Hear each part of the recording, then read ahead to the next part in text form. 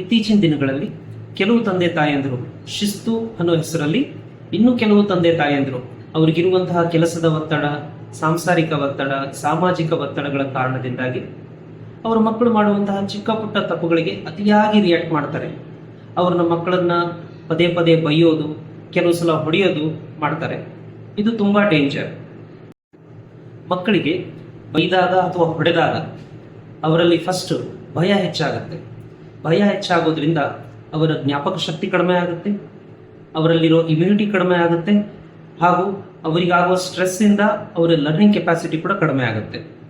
Second one, ಸ್ಕೂಲಲ್ಲಾಗಲಿ ಅಥವಾ extra curricular ಆಕ್ಟಿವಿಟೀಸಲ್ಲಾಗಲಿ ಅವರ ಆತ್ಮವಿಶ್ವಾಸ ಕಡಿಮೆ ಆಗುತ್ತೆ. Third one, social withdrawal. ಬೇರೆ ಮಕ್ಕಳೊಟ್ಟಿಗೆ ಬೆರೆಯೋದು, ಬೇರೆ ಮಕ್ಕಳ ಜೊತೆ ಖುಷಿಯಾಗಿ ಆಟ ಆಡೋದು ಕಡಿಮೆ ಮಾಡ್ಕೋತಾರೆ.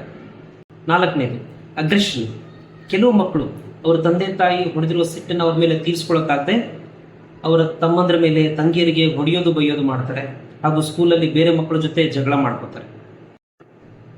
ಫಿಫ್ತ್ ಒನ್, ಈ ತಂದೆ ತಾಯಂದಿರು ಬೈಯೋದು ಅಥವಾ ತುಂಬಾ ಹೊಡೆಯೋದು ವರ್ಷಗಳ ಗಟ್ಟಲೆ ಕಂಟಿನ್ಯೂ ಮಾಡಿದ್ರೆ ಅವರು ಬೇಜಾರು ಮರೆಯೋಕೆ ಅವರು ದುಶ್ಚಟದ ದಾರಿ ಹಿಡಿತಾರೆ, ಸ್ಮೋಕಿಂಗು, ಆಲ್ಕೋಹಾಲ್ ಇತ್ಯಾದಿ.